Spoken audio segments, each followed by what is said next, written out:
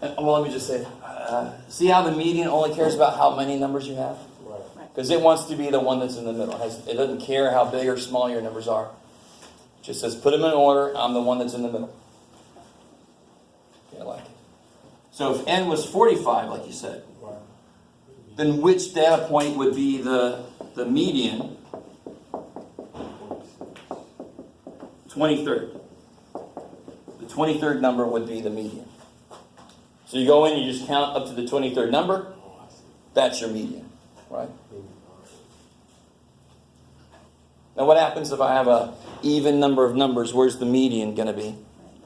If I had 4 numbers in order,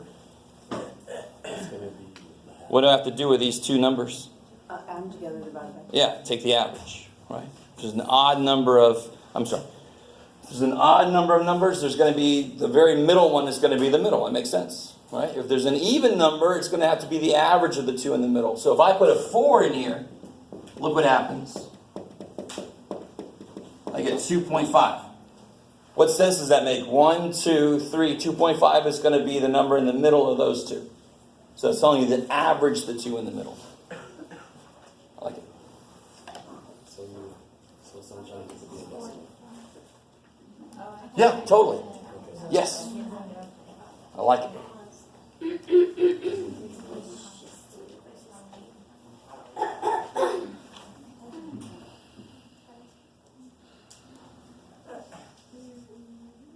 Do we add all the mean, median, mode, mid-range things to our sheet or whatever? Yeah, I had the mean one up there. I had the mid-range up there.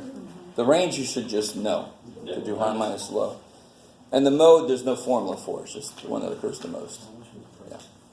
So we really... To the formula sheet. Say again? You can add that to the formula sheet. Add what? The stuff like the mean and like the... We're getting like the range and the variance and stuff. Or whatever. Like all the... Were you here for the formula sheet? When we put it together? I'll do it. Okay. You can grab it from somebody else. So that's on there already. Yeah. So that's why I was like, add it. We already had it. Yeah, we got it. We got it. Yeah. So, can we put that like on our formula sheet mode? What equals most occurred? Is that a formula? So I'm going to be a dork for a second. Formula sheet, only formulas. I made it really clear that the only words you could have were the one that didn't have a symbol, the mid-range. There's no symbol for it. So I allowed words there. The formula sheet is not a place for examples. It's not a place for notes. Because you're going to turn it in with your test, and if you have things on there that you shouldn't, you will lose points that you can't get back. Which only makes sense, because then you have an advantage that other students don't. That's not fair, I've got to take you back down. Right? So just don't put extra shit on your formula sheet.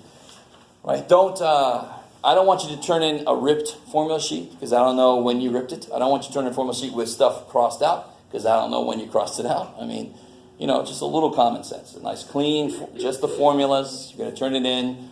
Everything will be great. Right? If you have notes on there, it's going to suck for you, because you're losing points you can't get back. Please don't make me do that. But I totally will if I have to. Okay.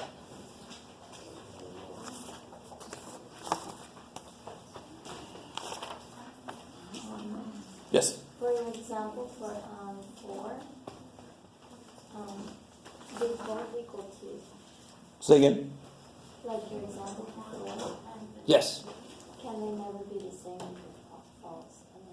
Exactly. Because the statement is that they can never be the same. And I found a situation where they are the same.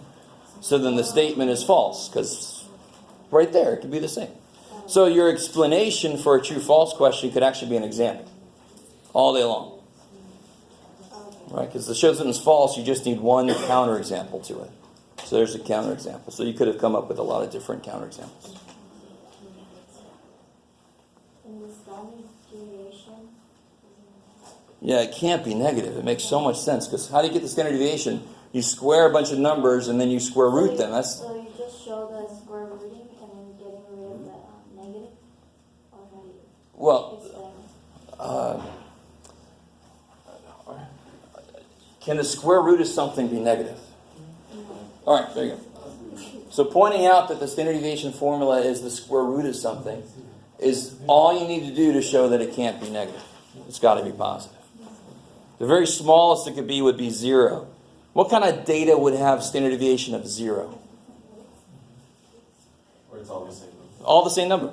If the data was 7, 7, 7, 7, 7, how far away does the data get away from the mean? It doesn't. The average is 7, they're all 7. Right? Cool. I like it. In fact, that's the easiest counterexample to 4a, by the way. 7, 7, 7, 7, 7. The mode is 7 and the mean is 7. Kabam.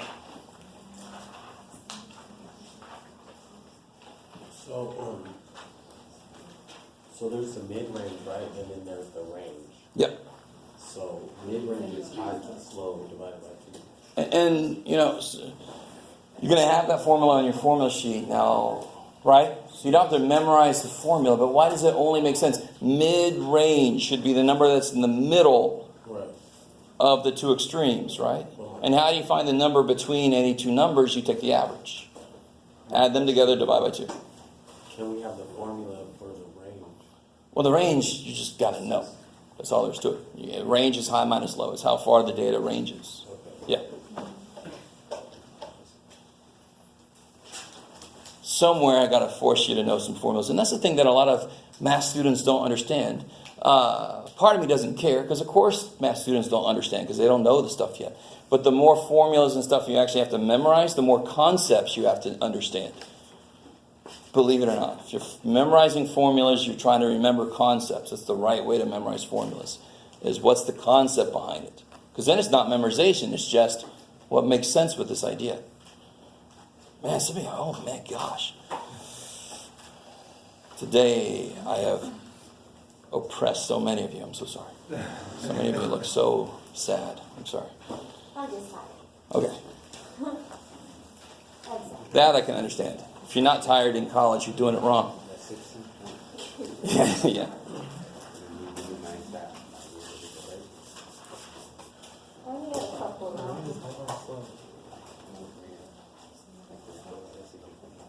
What do you suggest, like, to do if you get, like, one thing wrong? Just practice it out of a book or something? Yeah, find the problems like that, the odd problems, so you can check the answers in the back, right?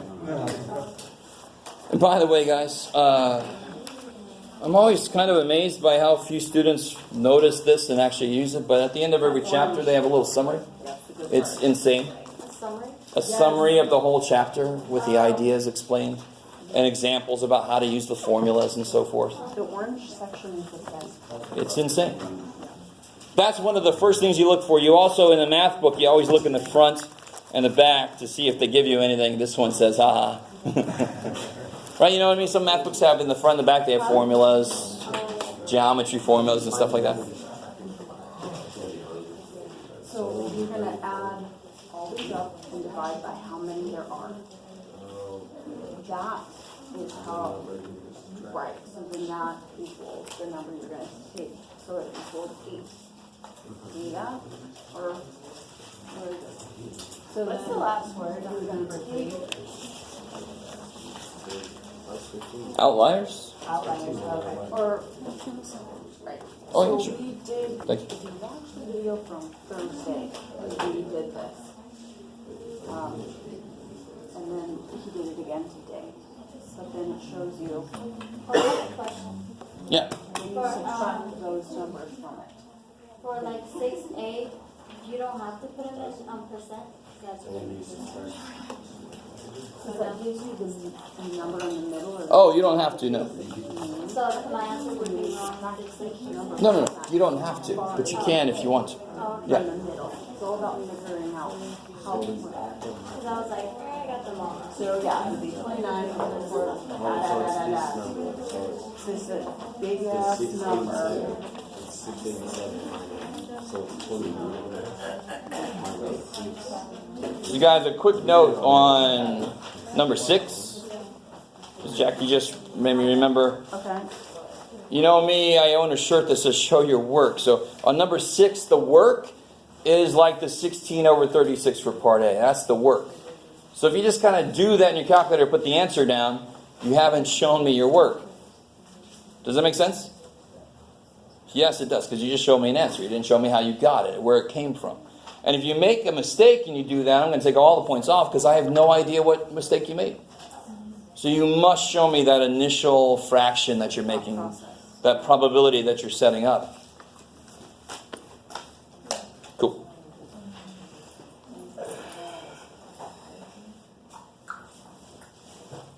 Are we good? Huh? Are we good? That's up to you guys. I mean, you could have left an hour ago if you wanted to. This is college, man. You didn't have to be here, but I appreciate it. It also makes the most sense to be here. Huh? Yeah, that's because they're still holding your hand. I'm like, this is college. You hold your own hand. I don't have time. If you don't want to take advantage of what you're paying for, that's your thing. Pay grocery money to be here, I'm gonna sit in this chair. Yeah, exactly. Yeah. Yes.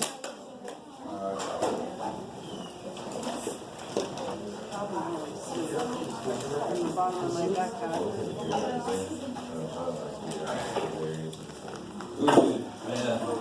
I didn't miss for that. I got it. Remember all of the things. Lots of catching up to do. Taking a weekend off to be sick was